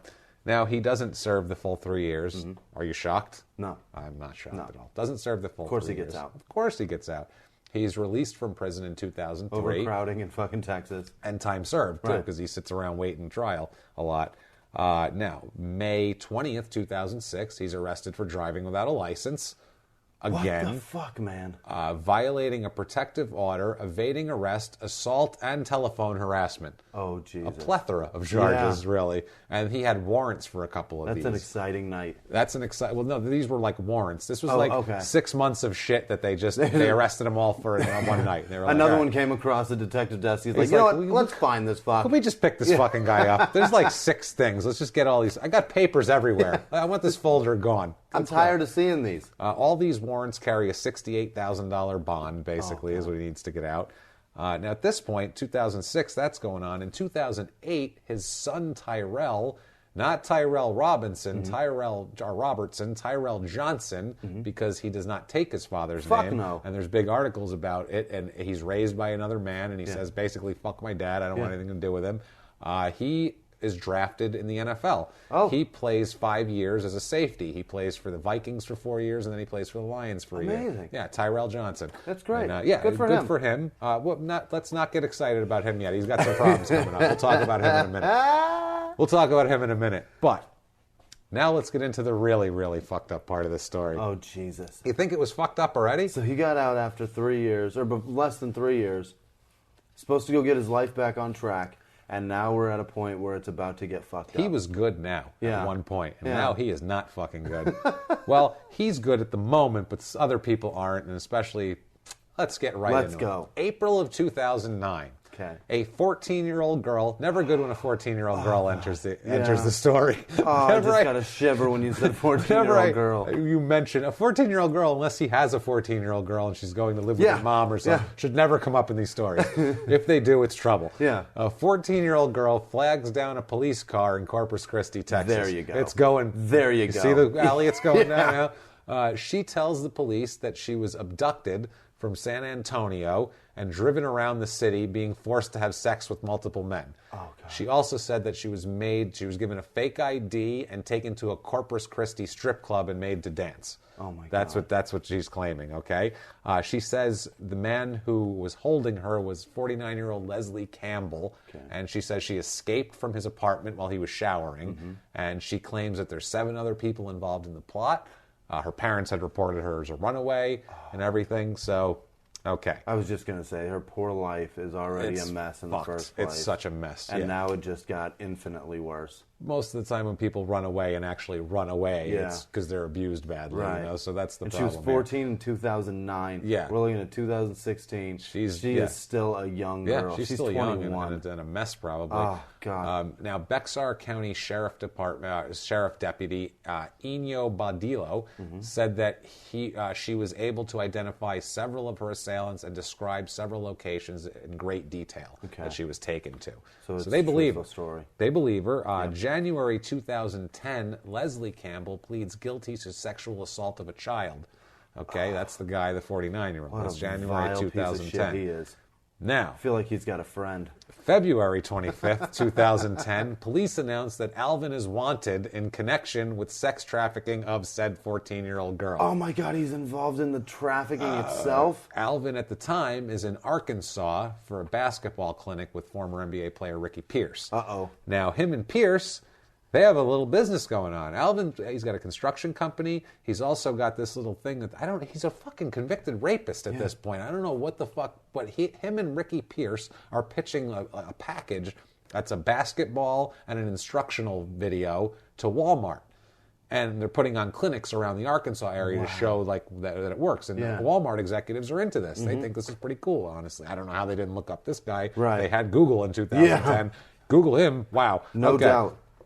So that's what's going on. February 26th, which is the next day, 2010, Alvin is arrested in Bentonville, Arkansas for sexual assault of a child, sex trafficking of a minor. Yeah. Alvin is one of 7 people arrested in the whole plot, including Alvin's girlfriend, Raquel McIntosh, who was also arrested on charges of sex trafficking of a minor and forcing a sexual performance of a child. Terrible. This is when I started to get a little I was looking at it a little weird, where I'm like, his girlfriend was involved in this? Is she like the fucking madam? Is she like she's got to gain the trust control? because she's a woman, so she can gain trust of a girl? It's very odd. With 7 other people, I could see if it was just the 2 of them. Right. It struck me as odd. Now, after this happens, he's March 5th, 2010. He's extradited back to San Antonio to face the charges for this. He's posts a bond and is released right away, which I don't know how the fuck you get bond posted for that, right? For that? For that. How do you have any sort of we may or may not let you out? That's a fucking keep you in jail for until your dates, brother. Yeah. Also arrested,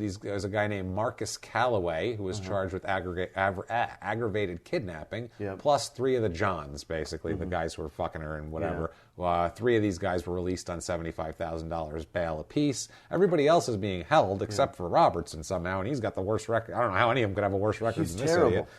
Deal with Walmart's off at this point. Yeah, I can imagine. Shocker. Yeah. They told him that Walmart was a family company, and they couldn't have said. Literally, they went in the meeting. They went into another meeting after he got out, and said, "Look, there's something I have to tell you." And they said, "We already know.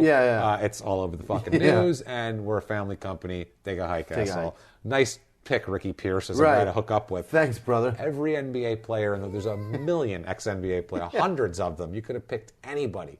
Get Todd Day, for Christ's sake. Find Sean Kemp. He hasn't raped anybody. Sean Kemp's got kids to feed. Find him. Now, on this kidnapping arrest, he said, this is in their own words, on the kidnapping arrest, he said, quote, "As soon as we walked into the restaurant, it was right there on CNN. Former NBA star Alvin Robertson accused of kidnapping. It ruined me. I lost everything." No, that's not what ruined you. You've been ruined.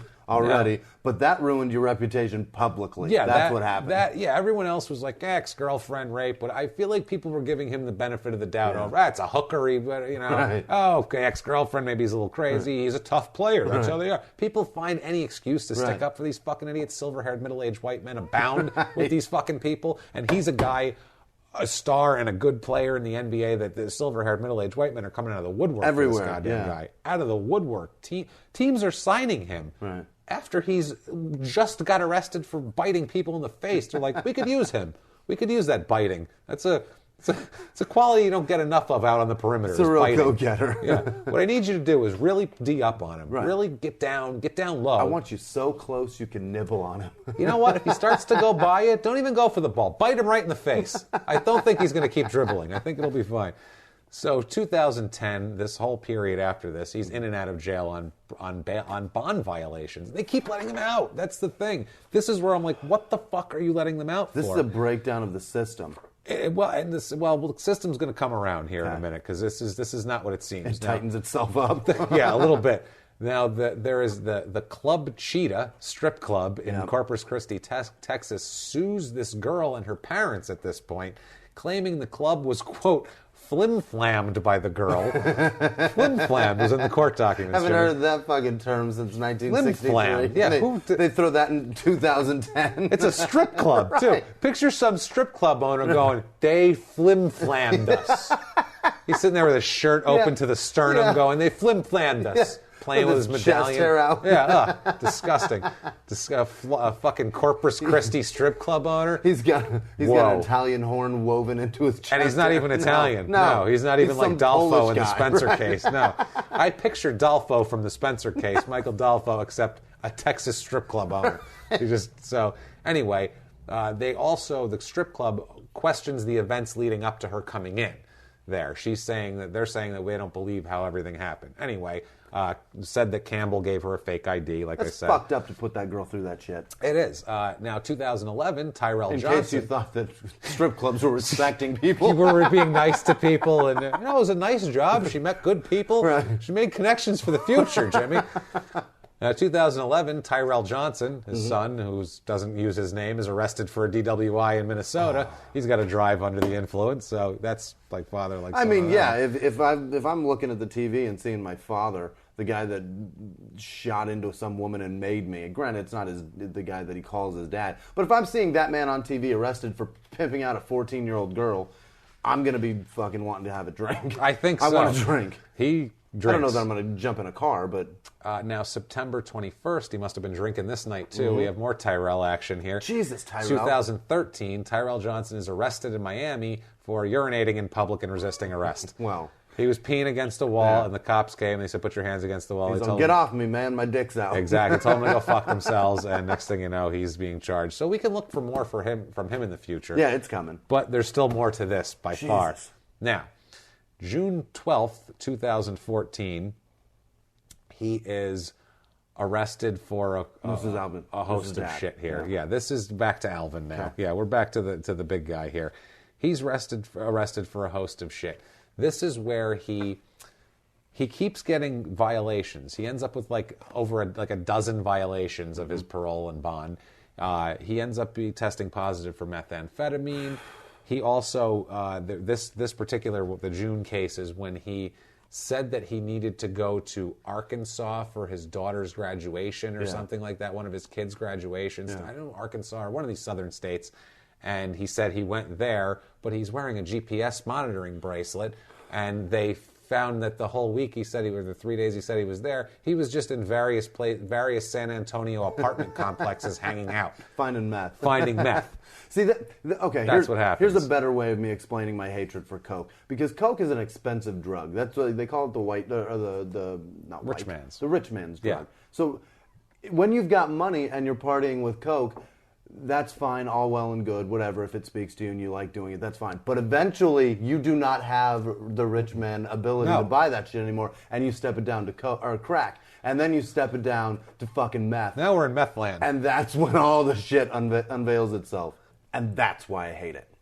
I don't blame you for that, honestly, because it's true, and it makes bad people worse. Yeah. It makes good people mediocre and bad people fucking awful. Way worse, yeah. Not great. So December 12th, 2014, he's released from jail from the June 12th incident. Released from jail, must, of course, wear a GPS ankle monitor because he's on fucking house arrest. Like that deters anything. No shit. So January 5th, 2015, Robertson is officially on the run. He is on the run. He has announced that he is gone and on the run. I hope he took his bracelet off. Officials say he's cut off his ankle bracelet All right. that he's required to wear. They can't locate him. Attorney Brent De La Paz, his attorney, said that his client proclaims his innocence and is frustrated with the delays in the trafficking case. So that's what's happening here. Now, while he's on the run, Jesus Christ, what is he fucking doing? Meth. It's definitely meth. Definitely meth. He's going around seedy places, just wandering into buildings. It's not frustration. God damn it. It's no, an addiction. It's I need meth and this is boring and I have to do some shit. And he's out there just wandering in crack houses. I picture him just any door he sees, he just opens, and he opens one and he's like, that smells good. What's that? And a man turns around and it's the shawarma man. And he says, how is it you've come to arrive here? Huh? Why you here? Why you come here? Huh? So good. You steal ball all over place. You steal ball. You go on Olympic. They give you medals of gold. Why you come here? What's wrong with you? Huh? Why you bite face? Why you bite face? But sign say closed. You come in. She tell you sign say closed. You say I kick door and bite face. Why? You set fire? No fire. Fire for what? Fire for what? Shawarma man says for why? For why you do that? Huh? You want shawarma? I make for you. You want lamb? I carve. Okay. Bite lamb, not face. Stop rape. Bite lamb. Here, you take this. You know, bite rape. It's the rape too. No, well, the shawarma men say no rape. You have any of the? You have any? No. Shawarma men don't want any. No. Shawarma men have a problem. So I got to go. Here, take your shawarma. You go. Have problem. You go with the coke. You know, shawarma men cocaine. You get a little problem. It's okay. You take shawarma. You leave. Go. You go. Sign say closed. So the police do think the signs say closed because they arrest him on January 13th while he's on the run here for a week, 2015. They arrest him in a San Antonio apartment complex, of course. Now, I don't know shit about San Antonio, so any of our listeners in San Antonio, please tell us if the 1700 block of Jackson Keller is a shitty place. I'm going to assume it is. Because that's where he was. Tell me if that's a crack. Because this was only last year. So let me know if this is 2015. So it's still a shitty neighborhood if it's a shitty neighborhood. It's a shitty neighborhood. Right? They haven't fixed it yet, probably. So let me know. Bond set for $80,000. Ooh. I love how on my cards in the beginning I had his salary in the corner with $900,000. Now I have bond amounts in the corner. It's changed. Things have gone awry. And they're getting close to that salary. Things have gone awry. They're ticking up pretty quickly.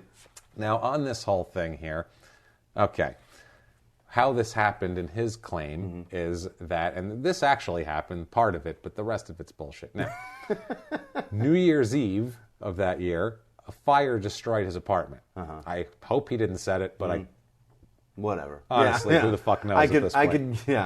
I can assume that something had... A match was in his hand. Yeah, the fire burns it down. The news crews show up, and we have it in their own words on this. With the news, he's high as a fucking kite. Did he get on the news? No, God no. He hid. Listen to this. In their own words, quote, "I was hiding behind the bushes because the TV crews had shown up. I didn't want them to see me. I was really trying to lay low. I didn't want them to see me because I was naked. Because my fucking jaw was going back and forth because I was on a lot of meth. Because I used to be Alvin Robertson. Yeah, they're going to recognize you. Isn't that Alvin Robertson? Is he? Well, at least he's not raping anybody." Jesus. Is that that 4-time All-Star? I think he was a Defensive Player of the Year. Jesus. So he claims that the fire destroyed the charger for his anklet thing, okay? He reported it to the pretrial services, the anklet thing, and they gave him a surprise drug test. He wasn't supposed to be scheduled for one for a few weeks. And he said that he had, quote, had been having a good time on New Year's Eve and failed the drug test. So he fucking took off and went on the run. That's awesome. So he went on the run without his ankle bracelet and everything. He just took the fuck off from there. He's out there celebrating to a better new year. I'm going to have a great year this year. Somebody put that out. Damn it. The news is here? I get high when I'm on parole and the news has to fucking be here to see it. How many other people have news crews watching them? So good. So March 6, 2015. Now this is he was just put away in January of 2015. Right. March 6th, we're talking a month and a half later, they release him from jail again. What? He's out doing meth, taking his anklet off. Stop letting him out. What the fuck? At this point, it's your fault. At this point, I blame you. Now I'm frustrated with how long it's taking. I'm frustrated with the system at this point.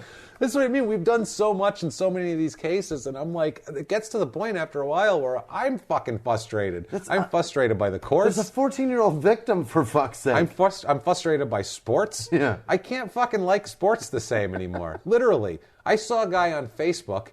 This is off the subject, but I saw a guy on Facebook post today, a good friend of ours, said, name your top five favorite, and he was doing favorite white basketball players, fucking top five favorite whatever. Wrestlers. Just weird things. And one of them was wrestlers, and I started typing Jimmie Snuka, Ion Crotaru, Chris Adams. I started typing that to go, they're my favorite, and then I'm like, what is wrong with me? That's not what he's asking. Who I love. That's not what he's asking, but I'm like, they're the funniest. Yeah. That's all I know. They're the most that are, I've made money off of them, hopefully. And it's ruined. It's ruined how you enjoy things anymore. It does. It ruins everything. Because our system's fucked up. I know what these guys these people are assholes. And that's the thing. I don't know which I'm more disappointed about, to be honest with you. I guess it's the system. I don't have any fucking investment in these people. So March 24th, 2015. Now, mind you, he was let out on the 6th of March. March 24th. He doesn't go more than 3 weeks. 18 days. He's arrested again for bond violation. This is his 10th violation. 10th. Put him in fucking jail already. Enough what happened already. to 3 strikes? Good Christ. He's at 9 already. You raped the girl, you bit this one, you got... This is a beer league softball league that you get 10 strikes? Terrible. What Jesus, the fuck? it's the worst, man. I don't understand it, but bail is set at $150,000 for this incident. So he's to appear... $150,000. That bond is a third of his starting salary in the NBA. Yeah, no shit. So now they're going to hold him for a couple days. He's to appear 3 days later for a hearing. So they put him in a hearing and they lock him back up again. They say, obviously, for all this, you got to go back again. Guess what they do on August 15th? August of 2015. You think they say, you know what, we're going to keep you for another... No, they let him out again. It's been 5 months. I'm sure he's fine now. The wanting of meth and the predilection for young girls and face biting, I'm sure that's subsided. It's Everything's all fine. done. No problem. He's good now. Right. Let's do it. Zeniths don't exist anymore. So now the trial is coming to a head here. November 30th, 2015, a judge dismisses all charges against Alvin on this. What? On the trafficking. Now, listen to how this went down. He's cleared of all charges. The lawsuit from the strip club was essential for him. That lawsuit brought that family and that girl into depositions. Oh, no. Where her story was taken the fuck apart. That her story She's 14. Of course she's not going to give a full story. Her story kept changing. Yeah. Apparently the real story, yeah, why the one guy, because I'm starting to read this and I'm like, that guy fucking pled guilty in this whole thing. Right. They're a sex trafficking ring. Right. They're selling this girl into prostitution. He pled guilty to it. So don't tell me this fucking guy didn't do this shit. Bullshit. Then I heard the story. Uh-oh. Okay. Is he out too? Robertson employed Campbell at his construction company. Gotcha. Campbell is the Leslie Campbell, the 49-year-old. The one that pled guilty. The one that pled guilty. Now, Campbell began an involvement with the girl, 49-14. What the fuck? Apparently a quote-unquote consensual relationship, which is not consensual, obviously. Now, Campbell told her about his friendship with Alvin to try to impress her. Right. Like, oh, he's an important guy, and he's my boss, and he used to play in the NBA, and blah, blah, blah. He's telling her all of this shit. Before you were born, he did some shit in the NBA. Exactly.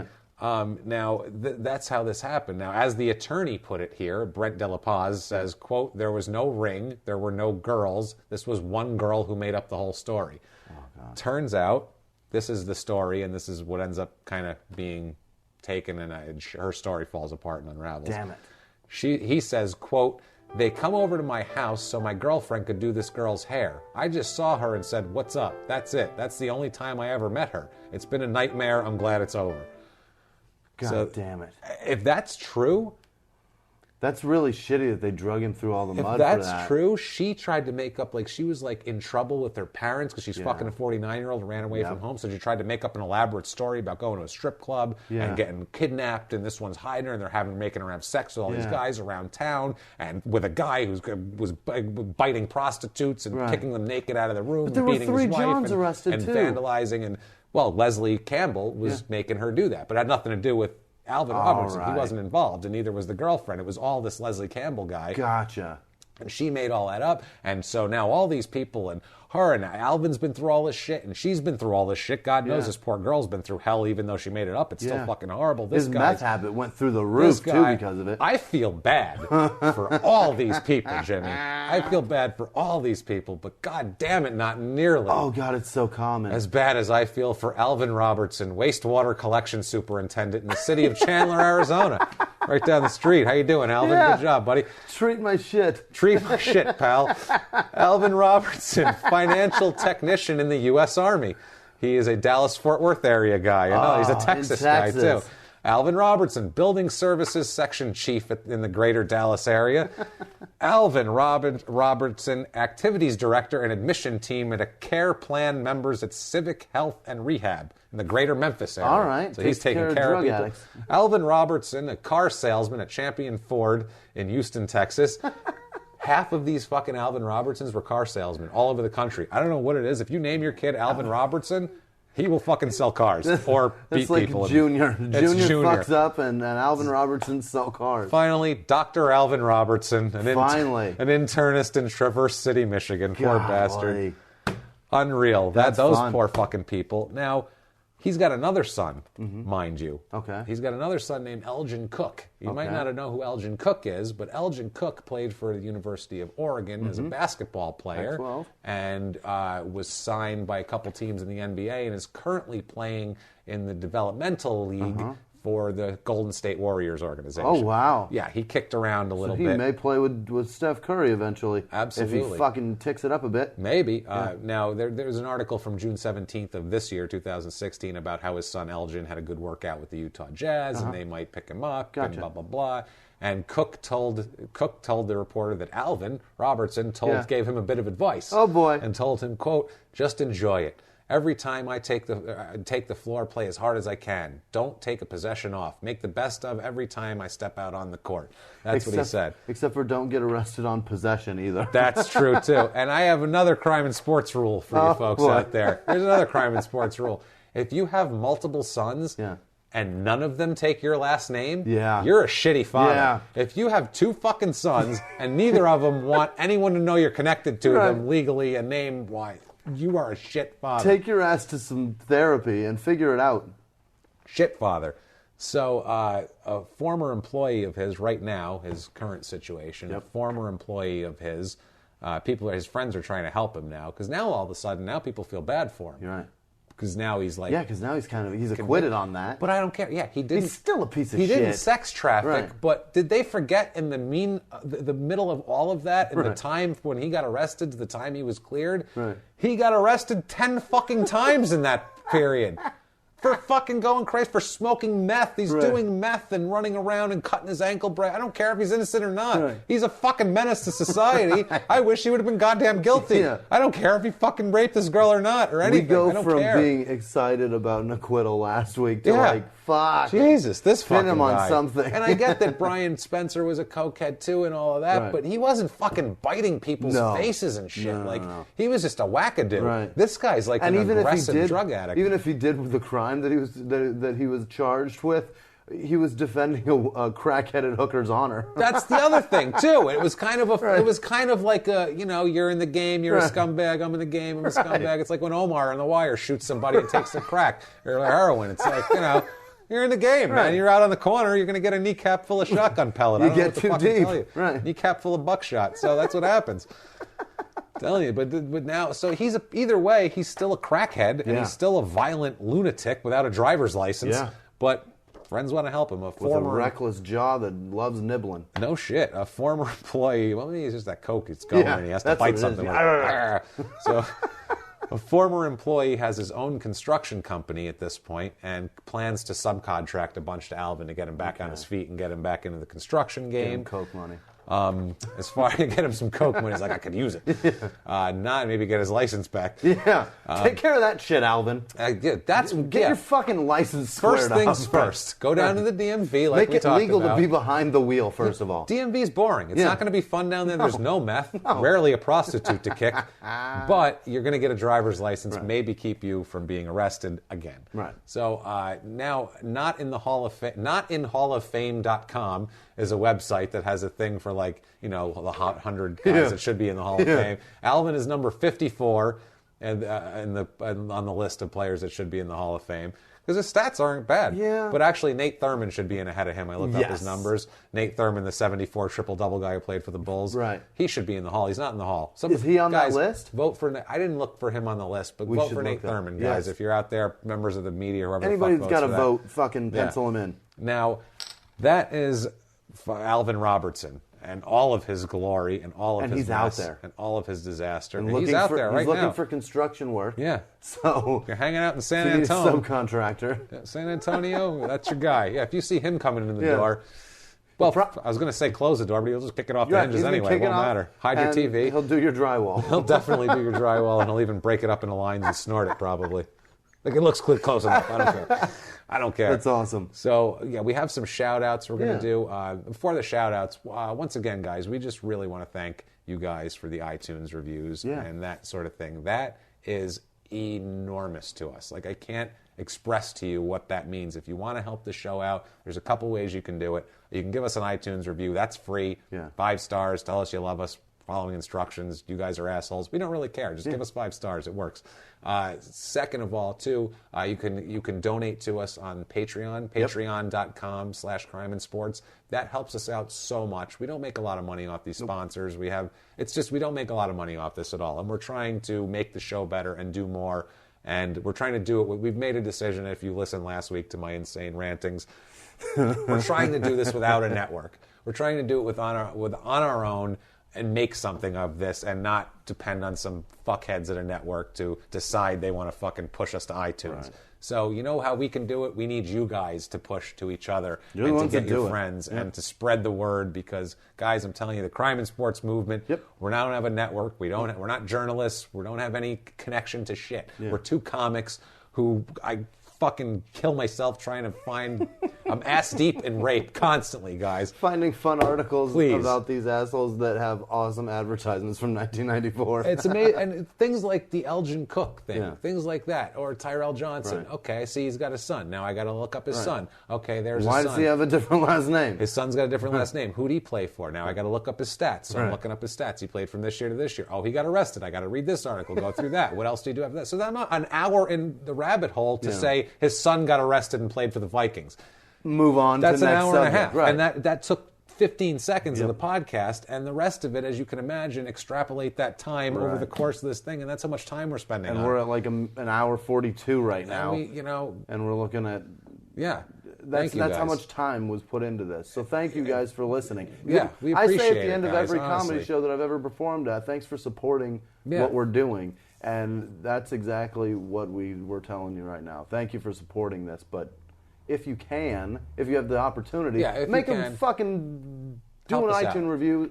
Do it up, guys. iTunes reviews are free. And also, too, the people that interact with us on social media, all that, guys, thank you, because that helps. That also, too, it shows sponsors that people are into us, and it helps us so much. There's a paper trail proving that people listen. And we can't thank you enough for those kind comments, because there's days when, as whatever, just comedians and people in the world and parents and everything else, where we just want to blow our fucking brains out like everybody else does. And to have somebody tweet, hey, great show, you guys make me laugh, blah, blah, blah, that honestly gets us through to the next day where we can spend another 3 hours looking up some criminal's son. Or you get an email like what Victor sent us. He lives in Youghal County, Cork, Ireland. I think that's right. Cork, yeah. This son of a bitch. I love this guy. This is great, guys. Buckle up. This is the truth. This is like the just what boils down support is that he recommended the show to his cousin, Jack Cahill, and his other friends, obviously. And Then he emails us to tell us about it, and not just tell us about it, he wants us to know that Jack used to wet the bed as a child, and he wants us to knock him down a few pegs, because people in Ireland are assholes, and they're so mean to each other, and it's fucking great. I love them. And that's why they listen to shit like this, because we knock people down a few pegs. So Jack, you've got a small dick, and you wet the bed. That's what your cousin told us to tell you. You drunken, small-dicked Irish prick, you. We love you. Quit drinking so much and pissing all over the place. I think that's why we're more popular in the UK, Ireland, and Australia than we are in Canada, which is right here, and we do hockey players. We try to court the Canadians. Right. Like, I do hockey players trying to fucking court these people, and they're like, they're tepid interest. I really think we're too much of pricks for them. I feel like that mean-spirited shit doesn't fly. They're like, oh, that's not nice. That Canada nice shit. I bet he had a hard childhood, He's just got a tough time. Take it easy. He had a generator.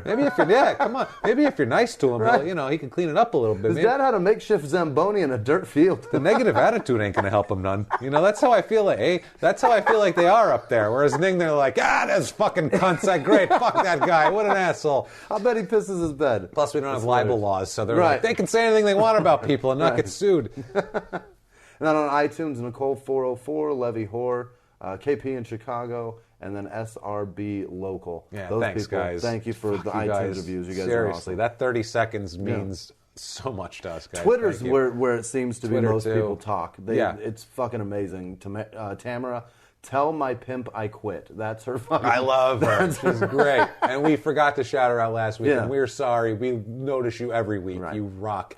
Patty Wooten, Chris Brown, Wed Better Monge, Busby, Megan Batterby. She's in the UK. We've mentioned her before, and she is a sweetheart. And then Ryan Paul Johnson is a comic. And he's a good dude. He's a good dude. I like him, man. He's really good. Daddy Pop at Old Top 67. He wrote a review. Yes. But he's also on Twitter a lot. Yeah, he rocks too. That was a nice review. Rocky Newton sends pictures of us as rednecks in Canada, which is pretty hysterical too. That's Did you awesome. see it? The meme he made? It's amazing. That was Rocky Newton. Rocky Newton. Yeah. That was good shit. And Jeanette Kozad, Nicole Dimsdale, Joanne Milson, and Jason Fuller, obviously. The guy's amazing. He writes so many good things. He does the memes. Also to some Patreon people. Yes. Toby Ross. Thank you, Toby. Just today pledged us some. So thank you, guy. Toby Ross. We really appreciate that. And Marius Saul Johnson upped her pledge. What? She does like a monthly pledge. That is so sweet. And upped it. And I swear to God, I almost cried. That was just the nicest goddamn thing ever. You guys don't understand this, but we're doing this. Like I said, I got all these index cards, and we're looking for shit, and we go and we sit in a room and we're recording it, and then we just go about our lives, and you guys listen to it. So if you don't interact with us, we have no idea if you like it, if you hate it, if you give a shit, if you don't. So when you give us feedback, we're like, wow, awesome, look at that, it's appreciated. We can see numbers tick up all day long. Yeah, it doesn't matter. In analyticals, and that doesn't fucking count. That doesn't matter. Unless people acknowledge it. Yeah. And that feels good. That feels good. And still fuck networks. Anyway, moving on. Yeah. I'll run a real quick list of names real quick. Yeah, Luke Barker, Yeah. Henry Simon, Nicole Gross, Ricky Mason, Adam Newton, Paul Sullivan, Brian McCarthy, Eric Norberg, and Michael Loretto. Michael was the one that contributed on Patreon also. Thanks, man. You guys are awesome. So thank all of you. Seriously, guys. Like I said, this is just us. We're working it, and we're trying our best. We don't have a network. Yeah. We don't have anything connections. You guys. We got a network. It's me and you and all these people. And the crime and sports movement. Right. That's our network. Maybe we'll start our own network. Fuck it, because we have more podcasts in the hopper. By the way, I love it. Yeah, we're holding out because the holidays suck basically for this shit, and people are weird. Yeah. And people are traveling and all that, and so we want to start on steady ground in the new year and. Keep an ear out, guys. Keep an ear out. I will be put in an early fucking grave. And so that's fine, though. It's worth it. I love you fucking guys. Telling you, back, it's you guys. We appreciate it. Live from the crime. If you like crime and sports, you can listen early and ad-free now by joining Wondery Plus in the Wondery app or on Apple Podcasts. Prime members can listen early and ad-free on Amazon Music. Before you go, tell us about yourself by filling out a short survey at Wondery.com/survey. In the 1980s, a rosé swept the country. Hey, Mike, I really like this White Zinfandel. Well, good. Now put it down. I'm going to try another one. White Zin became America's top-selling wine. But most don't know that this sweet drink has a sour history. What began in 1986 with counterfeit bottles... A big fraud, a multi-million-dollar fraud. Sent investigators chasing one of the most powerful families in the business, the Licciardis. But the closer the feds got to them, the more dangerous things became. It's a story of deceit. At the time, I was paranoid. Threats. You touch my kids, I will kill you. And murder. With a .22 caliber bullet to the head. What started with a scheme to mislabel wine spilled into a blood-soaked battle for succession. Welcome to Bloodvines. You can binge listen to Bloodvines exclusively and ad-free on Wondery Plus. Join Wondery Plus in the Wondery app, Apple Podcasts, or Spotify.